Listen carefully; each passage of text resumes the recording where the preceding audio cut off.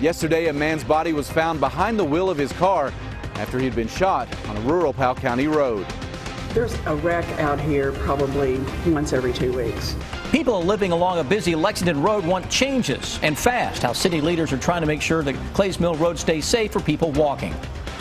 You've got no mail. Missing important pieces of mail is alarming. We'll show you how to avoid falling victim to a mail thief and how to keep your information safe.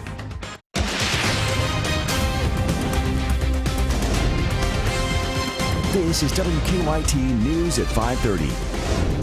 Good evening. State police have questions tonight that they need help answering. They're trying to figure out who and why someone shot a man who was driving down a rural Powell County road on Sunday. Troopers say 53-year-old David Rogers was driving on Mountain Springs Road when a bullet came through his windshield. Rogers died at the scene. WKYT's Victor Puente is tracking this investigation in our top story at 5:30. That car was stopped on this road. Inside was a man who had been shot. State police hope someone can lead them to his killer. Kentucky State Police were called to Mountain Springs Road around 4 Sunday afternoon. Vehicles stopped in the middle of Mountain Springs Road with a male in the vehicle. State Police say 53-year-old David Rogers was behind the wheel of a Buick sedan that had come to a stop. It appears that in the early stages of the investigation, it appears that he was possibly shot while he was driving the vehicle. His brother lives just up the road from here, as does his mother. That brother told me this has devastated their family. State Police, Fish and Wildlife officers, and the Sheriff's Department were here until around 11 o'clock Sunday night. The detective in charge of the case is now looking for witnesses who may have seen Rogers in the hours before he died. Mainly trying to get information from people who might have been with him earlier in the day or the night before, prior to him being found deceased. State Police say while the car had come to a stop on this road, it was actually still in drive when first responders got inside. In Powell County, Victor Puente, WKYT. David Rogers' funeral is planned for Wednesday at Davis and Davis Funeral Home in Stanton. People living along a busy Lexington road want to see change now. Police say a teenager walking to school this morning was hit by a car while trying to cross Clays Mill Road. People who live in that area say there are no crosswalks for students walking to school to use. But as WKYT's Monique Blair explains, that is soon changing. Less than 1 month ago, a pedestrian working group here in Lexington alerted the Urban County Council that a pedestrian crossing signal was needed here at the intersection of Clays Mill Road and Rosemont Garden. So by the end of this week, a crosswalk and a signal will be installed here. It helps the signal know that there's a pedestrian in the crosswalk, and so it doesn't go back green to the conflicting traffic movement. This edition of a pedestrian crossing signal comes after a Lafayette High School freshman was hit by a car this morning while crossing Clays Mill Road. After that student was hit today, many people voiced concern over the lack of crosswalks on Clays Mill Road. That student was hit less than a quarter mile from the Clays Mill Rosemont Garden intersection while crossing Clays Mill Road from Blue Ash Road, and there is not a traffic light or a crosswalk at that location. Lexington Fayette Urban County Government Director of Traffic Engineer Jeff Neal says installing this crossing signal was already planned prior to the accident today, but he says it would be ideal to have them at several more intersections around the city. It would be safer to have them at every signalized intersection where you expect pedestrians. We've got a number in town that don't have them. Some have some pedestrian demand, others don't. And so we're trying to get around to each one of those as time and the budgets allow. Now, this is the only location on Clays Mill Road that a pedestrian crossing signal and a crosswalk is planned to be installed on Clays Mill Road at this time. In Lexington, Monique Blair, WKYT. The cost of the signal and crosswalk is $5,000. A man who troopers say has been on the run for weeks is finally behind bars tonight. Our county-by-county coverage at 5:30 begins in Estill County. State police say they arrested 26-year-old Ethan Newman last night. He was wanted on a warrant out of Estill County for robbery and being a persistent felony offender. Troopers say they've been looking for him for weeks. They tell us he's led them on some high-speed chases and even threatened police. Our troopers have been in Estill County for the past several weeks trying to look for him. Following up on leads, following up on information, and there's some indication that he may have even been taunting law enforcement and that we couldn't find him. Troopers found Newman late last night at a home in Estill County. They say he was hiding under a bed in that home. And in Perry County, police are looking for 2 men wanted for an armed robbery this weekend. Hazard police say 2 men driving a white truck or an SUV pulled into the exit side of a Wendy's parking lot, then backed into a parking spot. The 2 then walked up a hill to the Dollar General. Inside, police say the men pulled out handguns and demanded money from the cashier. They did get away with some money. Police say the men had their faces and heads covered. Firefighters in Jessamine County trying to piece together exactly what led up to a fire that destroyed a home this morning. It happened around 6 on Woodview Drive in Nicholasville. The woman who lives at the home says she had just finished making cupcakes and was in bed when she smelled something burning. I got back up and I double checked to make sure nothing else was going on and double checked the oven. And as I come back through, I looked up and saw a glow out our side windows and our front door. Investigators say the fire started outside the house in the yard. The woman who lives there tells us that someone set their Halloween decorations on fire. That's terrible. Yeah, That's what it is happened. terrible.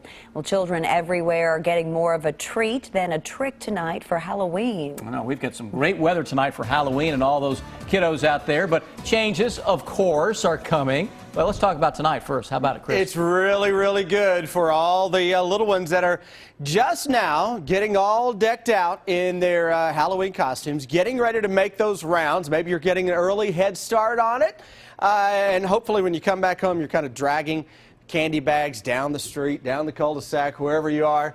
Temperatures into the 70s right now across most of central and eastern Kentucky. We've got a little bit of overcast conditions, excellent sky, no problems from Mother Nature. Low 60s northern Kentucky as expected. Front checking up right on top of the area, and it's going to be a drop into the 60s for many of us, right between 6 and 7 o'clock, and a few upper 50s may show up toward the end of some of those trick-or-treat hours. A mix of stars and clouds on tap as we go through the evening. Defender radar network, no precipitation out there, but a cold front is on the way. That front is going to take its good old sweet time getting in here. Out ahead of that, look out, temperatures over the first couple of days of November are really going to take off. Near record highs on the way for November 1 and November 2. It's November 3 that will bring some change into the area, and we'll break that down with the hour-by-hour forecast when I come back, voice willing, in 10 minutes. Chris, thank you. As the unseasonably warm weather continues, the risk for wildfires continues to climb. To prevent fires from getting out of control, the Daniel Boone National Forest and the Kentucky Division of Forestry have put together a fire prevention team. Their goal is to raise awareness about fire danger. Over the weekend, Forest Service employees put out 14 abandoned campfires in the Red River Gorge. She thought she was a friendly neighbor who loved to ride her bicycle. Instead, she was scamming the entire neighborhood. Here's the story of how one woman lost thousands of dollars when her mail started disappearing. I just started becoming suspicious that my mail, something was going on with my mail, and I couldn't figure out what it was. Faye Gunther's instincts were right. She's a nice lady. She was on her bicycle. She seemed so nice. But her neighbor, Kimberly Ann Rockwell, was actually stealing Faye's mail and opening additional credit card accounts. She would call pretending to be one of the neighbors. She had obtained enough information online to be able to impersonate them and know what their date of birth was, mother's maiden name, say that her card was lost or stolen, and request a new card. Postal inspectors say Rockwell would then retrieve the card out of the mail before victims came home. The neighbors didn't know their mail was being stolen because she wasn't taking everything. She would only take exactly what it was that she was looking for. Faye wasn't alone. When inspectors started getting complaints about missing mail, clues soon led them to Rockwell. She was initially arrested on previous charges, but while in jail, the case came together when officials ordered copies of her jail recordings. She was advising her daughter to hide her address book and to check the mail every day. This led authorities to get a search warrant, which showed more than 250 victims. We actually ended up finding notebooks that were filled with what's called profiles. And profiles are a list of victims' name, address. Typically, they also get social security number, date of birth, mother's maiden name. Inspectors say it's important to protect your mail. Do not let it sit in the box for days. Also, get your free annual credit report. It's the active accounts that you really want to pay attention to and make sure that those are all authorized accounts. 2 years later, Faye is still working to correct her credit. It takes a lot of time to correct, your credit cards. Kimberly Rockwell pled guilty to stolen mail, stolen property, and identity theft charges. She was sentenced to 3 years in prison and ordered to pay restitution to her victims. Still ahead on WKYT News, he's stepping down as the coal industry may be looking up. Why the president of the Kentucky Coal Association is leaving the bluegrass state. I'm Bill Bryant. Kentucky's U.S. Senate candidates will be face-to-face tonight on statewide TV. We'll give you the time for that and an update from the presidential campaign trail. Plus, Lexington City Council is largely unopposed. The bottom line is ahead. Keep up with the latest news on WKYT.com. Join the conversation on Twitter and become a part of the WKYT Facebook family. We are 8 days from Election Day, and the candidates for Kentucky's U.S. Senate seat will debate for the first time on TV tonight. And, of course, we'll soon be picking a new president. Bill Bryant has the latest from the campaign trail. Good evening. It's a busy night for many with Halloween, but just as things are settling down for trick-or-treaters and parents, the only televised face-to-face appearance between Kentucky's two U.S. Senate candidates will be taking place. Republican incumbent Rand Paul has declined all debates involving his Democratic challenger, Lexington Mayor Jim Gray, except for the one tonight on Kentucky Educational Television. KET's Bill Goodman will host the two candidates for an hour on Kentucky Tonight, starting at 8 p.m. Paul and Gray were briefly together in Owensboro last week, and Gray went on offense, but Paul didn't engage. Gray has repeatedly attacked Paul for his aborted run for the presidency that Gray says took Paul's focus off of Kentucky's needs. Paul's standard stump speech has talked about the war on coal, farms, and businesses that he says Democrats are waging. Again, 8 o'clock tonight on KET for Kentucky's only Senate debate of the year. Donald Trump has been hammering away at Hillary Clinton over the latest developments connected to her emails, but Trump's campaign manager, Kellyanne Conway, says that won't be the centerpiece of the final week of his campaign. She says Trump will be talking about a range of issues, including health care and ISIS. Meanwhile, Clinton is telling crowds it is time to double down and work. And former Attorney General Eric Holder says FBI Director James Comey violated long-standing policies when he revealed the Bureau is looking at newly discovered emails that could be relevant to the Clinton investigation. Back here in the Bluegrass, there are 15 seats on the Lexington City Council. All 12 of the district seats are up this year, but there are only 2 contested races. Incumbent Siobhan Akers faces a challenge from Sasha Love Higgins in the 2nd District, and 4th District Councilwoman Susan Lamb is hoping to fight off challenger Barry Saturday. That means that 10 incumbents get 2-year terms without a contest. And by the way, 12th District Councilwoman Kathy Ploman will get her first full term without opposition. Ploman was already running when Mayor Jim Gray appointed her to replace Russ Hensley, who resigned and dropped out of the race. Bill Bryant, WKYT. It is the last day on the job for Kentucky's Coal Association president. Bill Bissett is leaving the energy industry. Bissett is heading back to his hometown of Huntington, West Virginia. He'll be the next president and CEO of the Huntington Regional Chamber of Commerce. Bissett says he's leaving just as Kentucky gets some good news about its coal industry. While we continue to see a slight decrease in employment, we are seeing some uptick in production right now. And I think there's a number of reasons for that. One is stockpiles have become low. Utilities are buying more coal. We're mostly a steam coal state. In other words, a state where our coal creates electricity. Bissett will take over his new role in Huntington on November 1st.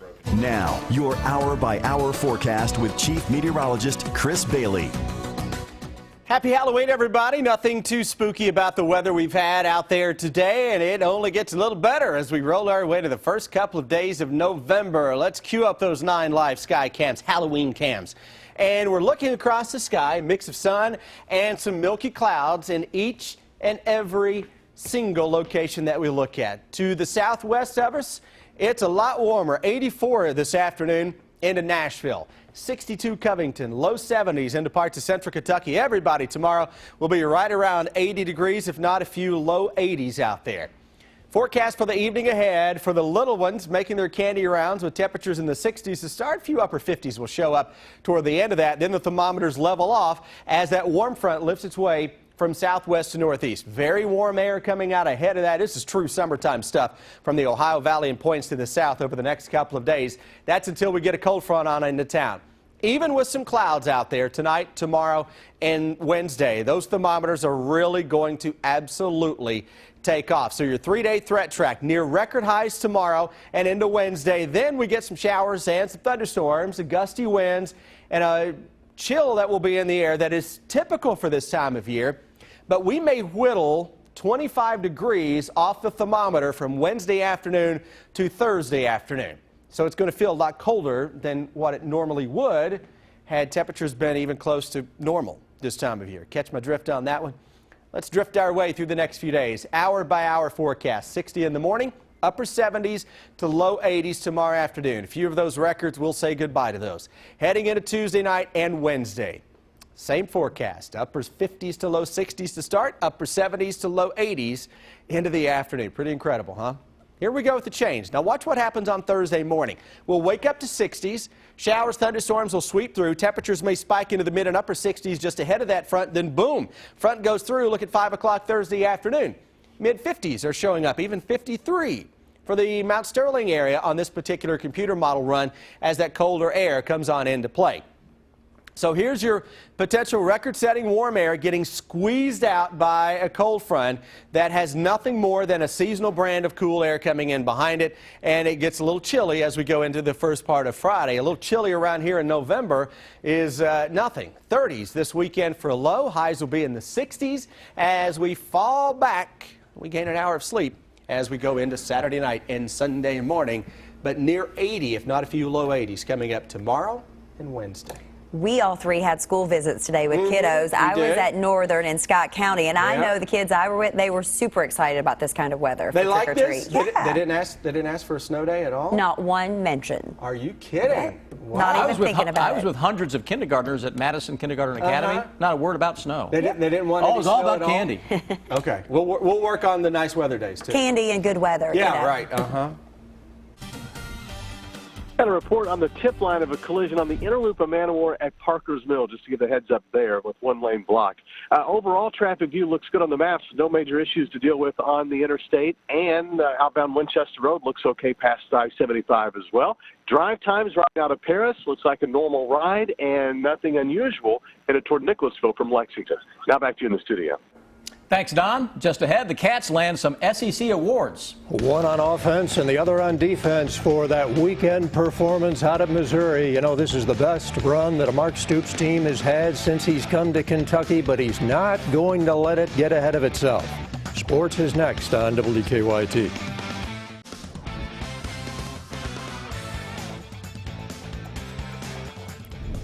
Mark Stoops and his team are flying high, really. With a victory over Missouri, they've won 3 in a row in the SEC. This weekend, they will try to make it 4 straight and 5 overall. Mark Stoops is proud of his team, proud of the way his players prepared for Missouri. A tough mindset, confident and disciplined. You know, they did the little things. Even with the early game, I found out later we had an early morning stretch when they came down there. They were energetic, fired up, we had music going. Guys were genuinely excited to play the football game. Coming home from their victory over Missouri, the Cats had the fans turn out at the airport to greet them. Mark Stoops said that meant a lot to his players, and he's hopeful the fans will turn out Saturday night here for Georgia in Commonwealth Stadium. I was excited for our players and you know, our program and for the fans. You know, I want to put out a product out there that they're proud of. You know, I've said that from day one. I've said it, you know, every opportunity I've ever had, and you know, I don't say, I'm not going to use the word pressure, but you feel an obligation. You want to deliver. With a win over Georgia, Kentucky would have its best run in the SEC since 1977. The Cats are a solid contender in the SEC East, but Stoops isn't about to let this team get ahead of itself. There'll be no talk about that. You know, we need to control what we can control, and that's playing Georgia well. Let's play Georgia the very best we can. You know, we're in no position to look ahead, you know, against anybody. We're gonna do the same things we've been doing, and we're gonna try to do them better this week. And that's the great thing, is I believe we have much better football in us. So it is Georgia Saturday night at Commonwealth Stadium. The Bulldogs just 2-4 in league play, coming off a loss to Florida. It will kick at 7:30 on the SEC network. Freshman running back Benny Snell has been named the SEC Freshman of the Week for his performance at Mizzou. Snell had a career-high 192 yards, 2 touchdowns on 38 carries. And sophomore defensive tackle Adrian Middleton was named the SEC Defensive Player of the Week. Middleton had 4 tackles, including a tackle for a loss. And in the high school ranks, former Danville coach Sam Harp is returning to Kentucky as an assistant at Anderson County. The 62-year-old Harp recently announced his resignation from Lebanon High School in Tennessee, effective at the end of the season. Harp was head coach at Anderson County from 1985 to 87 before taking Danville to 10 state title games, winning 7. Stay with us now. We continue after the break.